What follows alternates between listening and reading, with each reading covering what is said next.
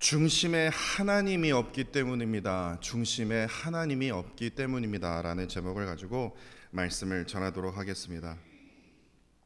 사실 오늘 본문을 묵상하면서 갑자기 욥의 아내가 떠올랐습니다. 이게 왜 욥의 아내가 떠오르는지 한번 들어보세요. 왜 욥의 아내가 떠올랐는지. 욥이 무려 4번의 끔찍한 재앙을 받지 않았습니까? 그럼에도 욥은 하나님을 예배하면서 주신 이도 여호와시요 거두시는 이도 여호와이십니다. 그 말씀을 읽고 제가 얼마나 은혜를 받았는지 모릅니다. 그러면서 욥은요 하나님을 원망하지 않았습니다. 그런데 욥기 3장을 딱 넘어가면 딱 이런 느낌이 드실 거예요. 솔직히 욥기 3장이 좀 없어졌으면 좋겠다는 생각이 들었습니다. 왜냐? 갑자기요 욥이요 아니 주신 이도 여호와시요 거두시는 이도 여호와십니다라고 고백하면서 갑자기 자기 자신을 저주하기 시작을 하는 거예요. 이게 말과 행동이 너무 틀리지 않습니까? 왜 자기 자신을 왜 저주를 하냐? 근데 그 중에서 결정적인 저주가 무엇입니까? 3장 11절에 있습니다. 제가 읽어드릴게요. 어찌하여, 아니 말하기도 무서워요. 내가 태에서 죽어나오지 아니하였던가?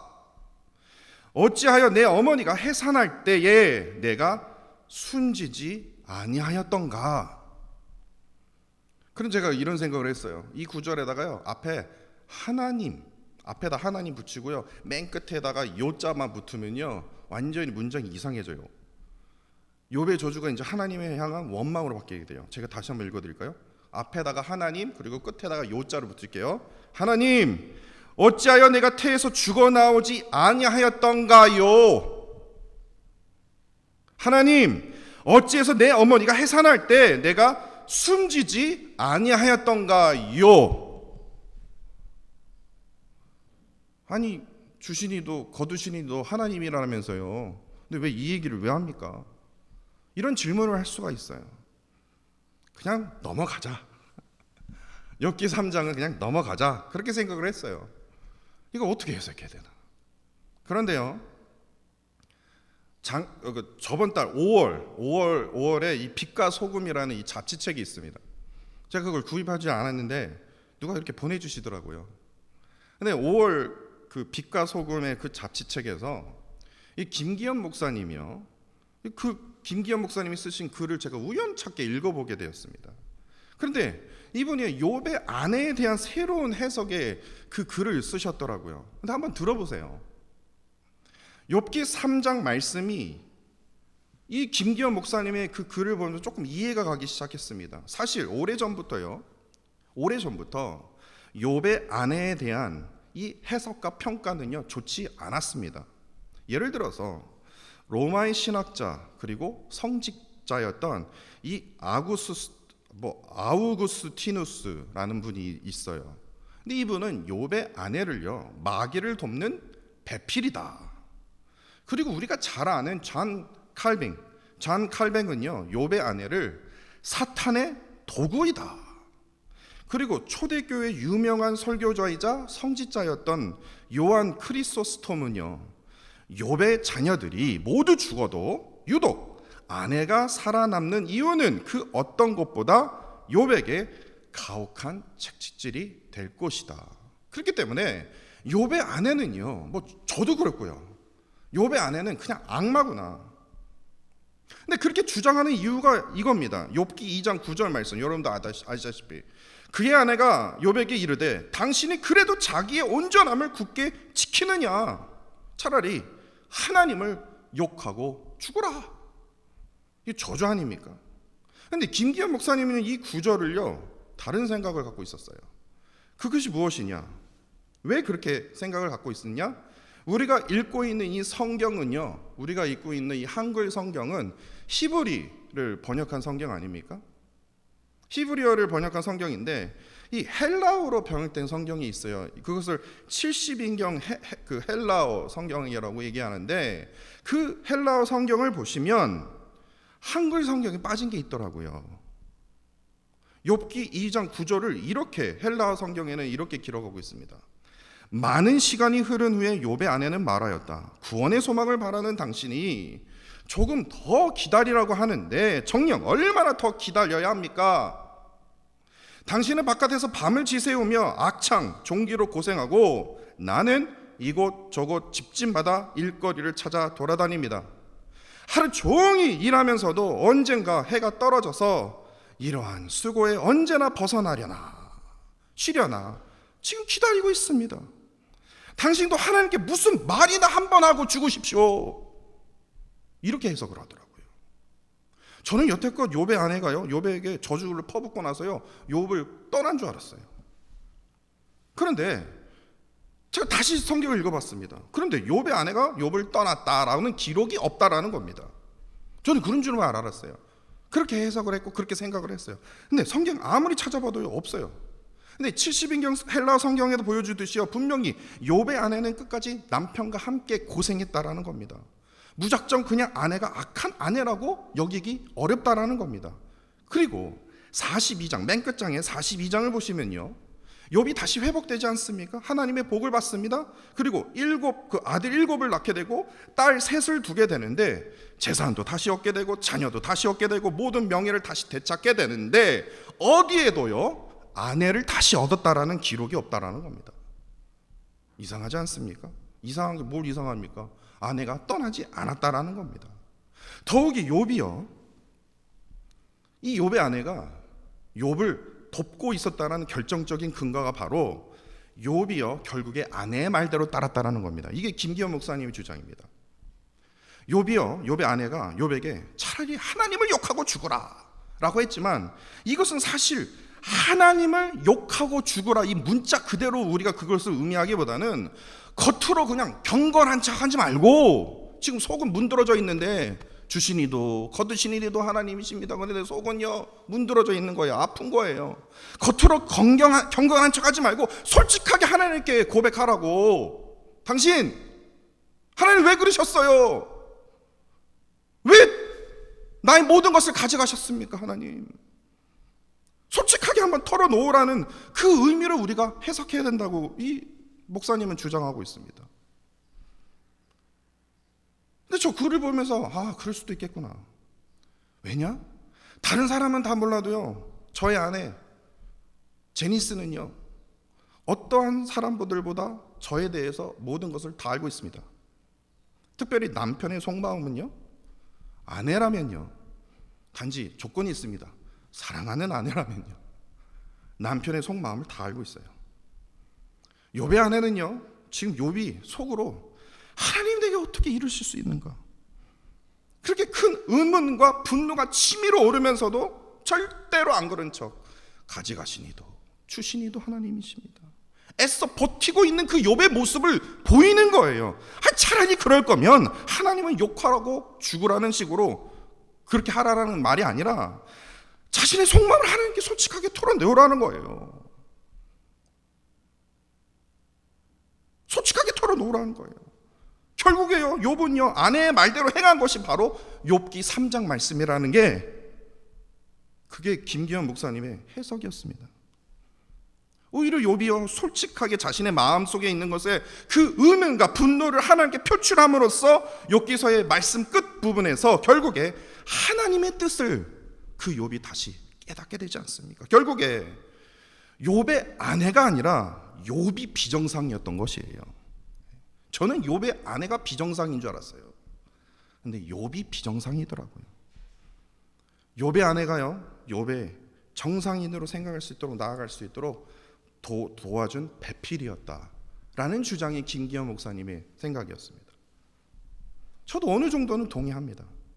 근데 이런 의미에서 오늘 본문을 보시면요, 오늘 본문에 나타난 인물들 중에 누가 비정상인지, 누가 비정상으로 말하고 행동하는지 우리가 쉽게 알 수 있다라는 사실입니다.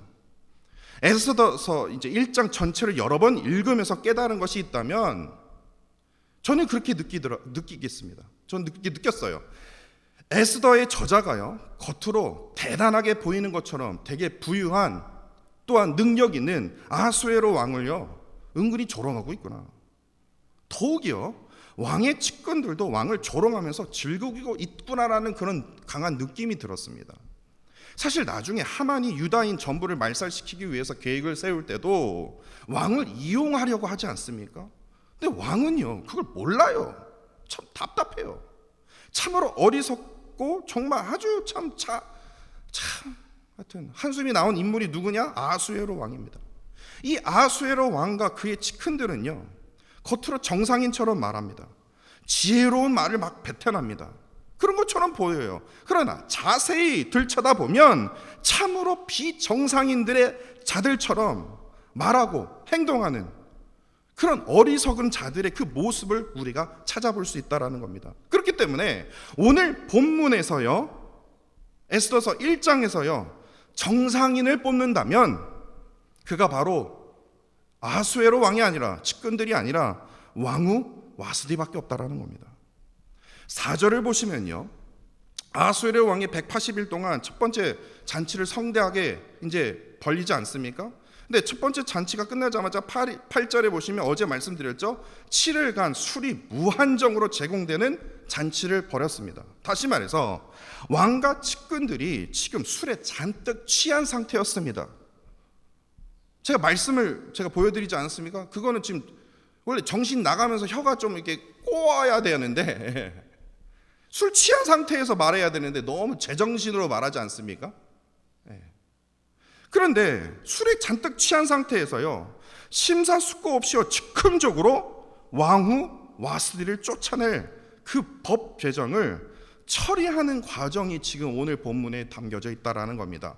술 잔뜩 취한 상태에서요. 그러면서 13절을 보시면요, 에스더의 저자가 조롱하듯이 이렇게 기록하고 있지 않습니까? 왕이 사례를 아는 현자들에게 묻되, 제가 아주 비웃었습니다. 비웃었어요. 분명히 이들은 7일 동안 술에 쩔어 취하고 있는데 이들이요, 왕후를 쫓아내기 위해서 현자들에게 물었대요. 측근들에게 물었대. 신하들에게 물었대가 아니라 현자들에게 물었대요. 현자가 정확하게 무슨 뜻입니까? 한국 사전을 찾아봤습니다. 현자란 어질고 총명하여 성인의 견줄 만큼 뛰어난 사람이 바로 현자입니다. 현자는요, 절대로 술에 취할 수가 없어요. 왜냐? 술을 좋아할 수도 있고 안 좋아할 수도 있지만 취할 수가 없어요. 왜냐? 자신을 다스릴 줄 아는 자가 현자이기 때문에 그래요. 그렇지 않습니까? 어지고 총명하다니까요. 술 때문에 헛된 말을 하지 않아요. 그리고 더욱더 이들이 현자가 아닌 이유는요, 14절입니다. 왕의 측근들이요, 왕의 뭐를 봤습니까? 기색을 살폈대요. 이게 무슨 말입니까? 왕의 눈치만 봤어요. 어떻게 이들이 현자입니까? 왕의 눈치에 따라 그냥 왕이 듣고 싶은 말만 하는 거예요. 만약에 현자라고 한다면 어떻겠습니까? 왕이 올바른 길로 갈 수 있도록 목숨을 걸고요 충원하는 자가 바로 현자의 모습 아닙니까? 그러면서 술에 취한 아수에르 왕은요 15절에 자신의 명령을 따르지 않았던, 왕후를 불렀는데 나오지 않았어요. 거절했어요. 그거에 대해서 화가 나서요 그 명령을 따르지 아니한 그 왕후를요 어떻게 처리할지를 묻습니다. 그런데 그 중에서 수많은 그 신하들 중에서 현자 중에서요, 현자 중에서 문무관이 딱 나타납니다. 내가 이럴 때 딱 잘난 척해야지. 왕을 보니까 이게 왕후 와스디를 엄청 쫓아내고 싶은 마음이 막 드는 거예요. 눈치를 딱 살폈더니요. 그랬더니 이 문무관이 왕후를 쫓아낼 3가지 명분을 제시를 하는데, 저는 솔직히 오늘 본문 말씀 읽으면서 저는 너무 화가 났습니다. 그렇지 않습니까? 이게 진짜 정당한 이유입니까? 역사책에서 만약에 그것이 기록이 되어 있고 그 후손들이 그 글을 읽었을 때에 문무관이요 참 지혜로운 말씀입니다, 당신은 현자 중에 현자입니다 라고 말할 수 있겠습니까? 제가 왜 그러니까 다시 한번 제가 설명해 드릴게요. 첫 번째, 왜 쫓아내느냐? 16절입니다. 왕후 와스디가 왕에게 잘못한 것이 아니라 각 지방의 관리들과 뭇 백성들에게 잘못했대요. 뭐가 잘못된 거예요? 두 번째 17절입니다. 왕후의 그 행위가 소문이 퍼지면 모든 여인들에게 전파되면 그들도 그들의 남편을 똑같이 멸시할 것이래요. 왜요? 세 번째 18절입니다. 더 황당합니다. 귀부인들은 왕의 그 행위를 듣게 되면 멸시와 분노가 많이 일어날 것이라는 거예요. 백성들은 천한 거라서 왕후가 저렇게 하면 그대로 따라하는 거고, 귀부인들은 천하지 않기 때문에 얘네들은 분명 멸시하고 분노가 일어날 거라는 겁니다.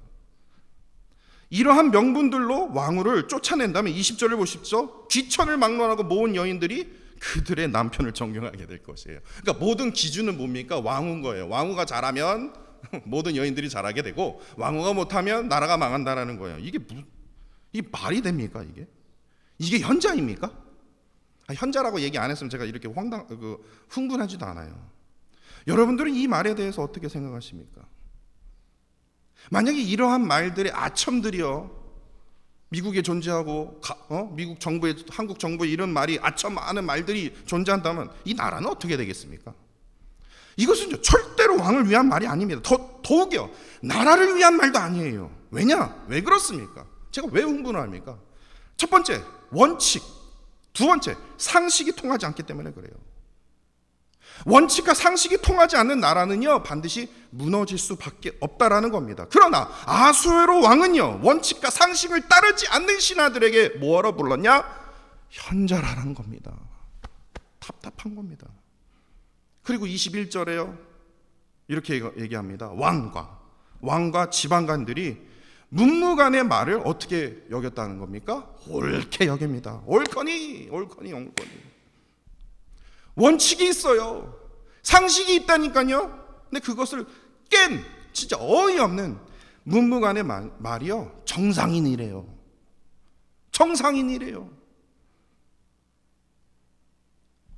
그런데 더 황당한 것은요, 그래 정상인이라고 말을 한다면 후회는 하지 말아야지.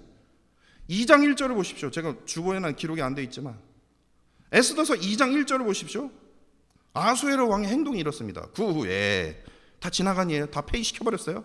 그 후에 아수에로 왕이 노가 그침에 와스디와 그가 행한 일과 그에 대하여 내린 조서를 생각하거늘.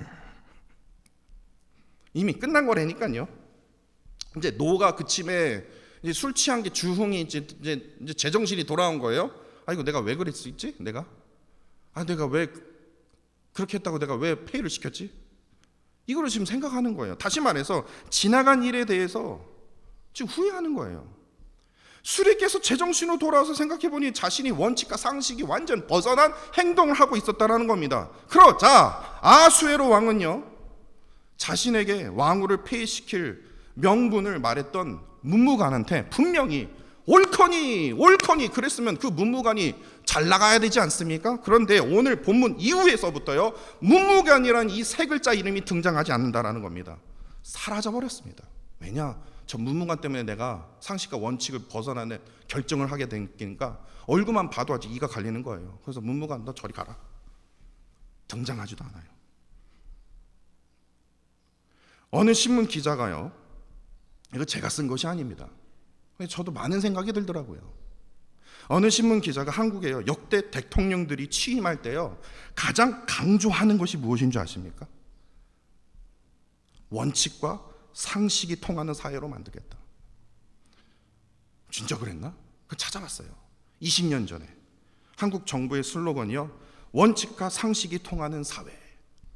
그 다음 정부로 넘어가니까요, 법과 원칙이 통하는 사회. 그리고 그 다음 정부로 넘어가니까요, 투명하고 상식이 통하는 사회. 그리고 그 다음 정부로 넘어가니까 정의가 숨쉬고 상식이 통하는 사회. 그리고 지금 정부는요, 공정과 상식과 그리고 통합을 강조했다라는 겁니다.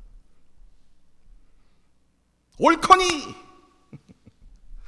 그래야 되는데 좀 뭔가 좀 찝찝하지 않습니까? 원칙이, 상식이요? 이들은 하나같이요, 세상의 엘리트들이 모였어요. 그런데 하나같이 상식이 통해야 된대요. 원칙이 통해야 된대요. 공통적으로 강조했어도 왜 국민들은 그것을 느낄 수가 없냐고요. 이게 상식인가? 이게 원칙인가? 세상 끊임없이요, 이것이 원칙인가? 이게 상식인가? 계속해서 뭐예요? 의문이 들 수밖에 없다라는 겁니다. 전 지금도 너무 가슴이 아픈 게 그겁니다. 롭초등학교에서요. 일어난 총기 사건도요. 만약에 상식이 통하는 사회였다라면요. 원칙이 통하는 사회였다라면 이건 절대로 일어날 수 없는 사건입니다. 오늘 새벽인가요? 저 빅폴 브리지에서 또 5명의 티네이저들이 또 총 들고 장난쳤더라고요. 사람들이 많이 지나가는 그 빅폴 브리지에서요. 근데 왜 제가 원칙과 상식이 왜 벗어나냐? 여러분도 아시죠? 술을 사려면요 몇 살이 돼야 됩니까? 21살입니다. 21살이 되어야만 술을 살 수 있다고 법이 되어 있어요. 그런데요, 총은이 아닙니다. 18살만 되면 구입할 수 있다는 겁니다.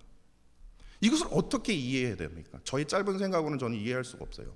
어떻게 이것이 상식입니까? 이것이 원칙입니까? 이러한 나라라는 겁니다.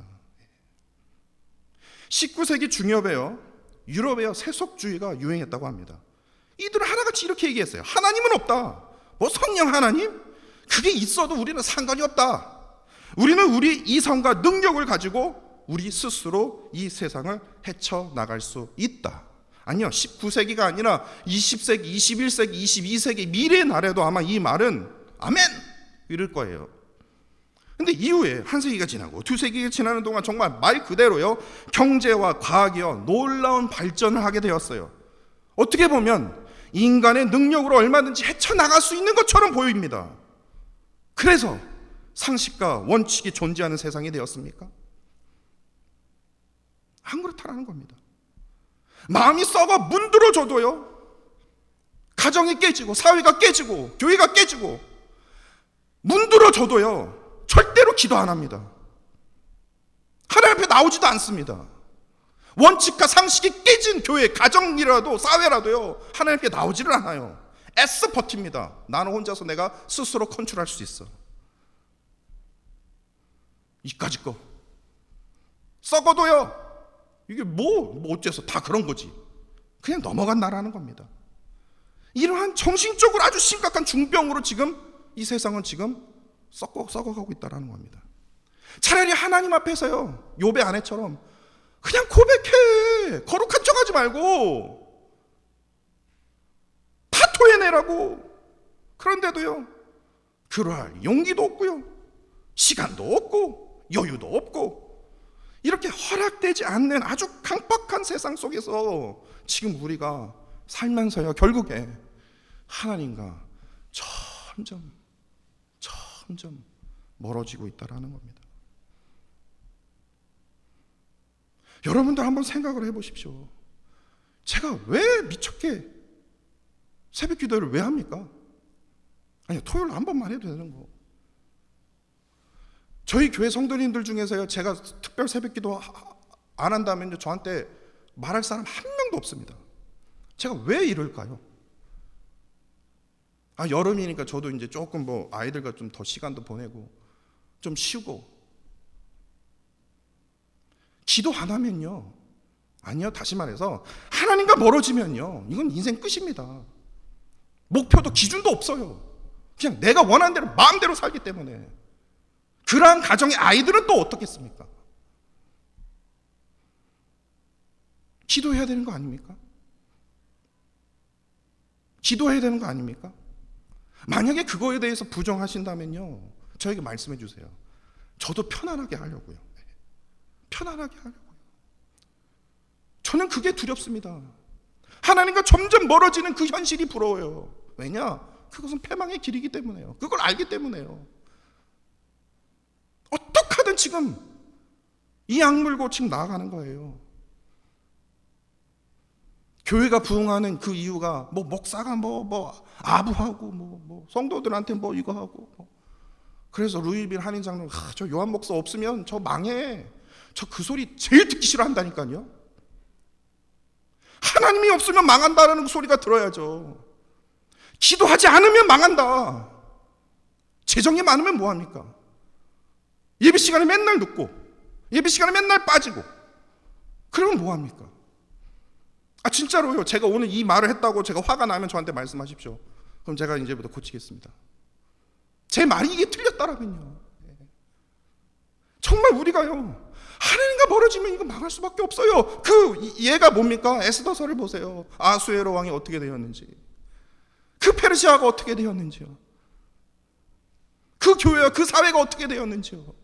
하나님과 멀어지면요, 패망할 수밖에 없다라는 겁니다. 이러한 삶은요, 아하수에로 왕처럼요, 마시자, 취하자, 세상의 것들로요, 명품으로, 술로, 마약으로, 게임으로 매사에 신중함이 없어요. 늘 즉흥적인 거랍니다. 조그만 일로요 크게 분노해버립니다. 화나, 나 SNS에다 댓글 달아야지. 그냥 욕에 욕을 합니다. 생각이 없어요. 조그만 일로 막 분노하고, 더욱이 조금만 더 내가 좀 잘 나가잖아요. 그리고 허영으로 끝나는 것이 아니라 다른 사람을 완전히 짓밟아 버립니다. 무시해 버려요. 이러한 일들이 한국뿐만 아니라 미국 이 사회에서도 일어나는 행동입니다. 하루도 빠짐이 없죠. 왜 그렇습니까? 왜 그렇습니까? 하나님을 멀리하기 때문에 그래요. 오늘 설교 제목처럼요, 우리의 중심에요, 하나님이 없기 때문에 그렇습니다. 하나님이 존재하지가 않아요. 삶의 중심에 하나님이 없기 때문에 아수에로 왕처럼요, 정말 아주 비정상적인 행동으로 이것이 원칙이다, 이것이 상식이다, 말도 안 되는 그런 것들을 과시하면서 분노하면서 그런 진짜 어이없는 허영으로요 가득 찬 그런 삶을 살 수밖에 없다라는 겁니다. 그렇게 오늘 본문은 우리에게 묻고 있지 않습니까? 지금 우리의 중심에 무엇이 있습니까? 우리의 중심에 무엇이 있습니까? 우리의 중심에 지금 누가 존재하고 있습니까? 지금 이 순간에 지금 무슨 생각을 하고 계십니까? 무슨 생각을 하고 계십니까?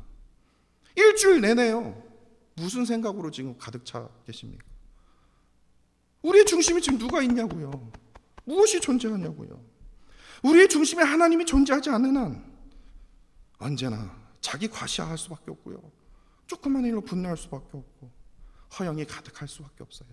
남을 업신여기고 짓밟아버리는 갑질하는 그 길은요, 성경에서도 말하지만요, 반드시요 패망의 길을 걷고 있음을 우리는 기억해야 할 것입니다. 그렇게 우리가 어떻게 해야 됩니까? 하나님을 향한 간절함으로 우리의 중심에 늘 하나님을 가까이 해야 된다는 겁니다. 하나님을 늘 가까이 하십시오.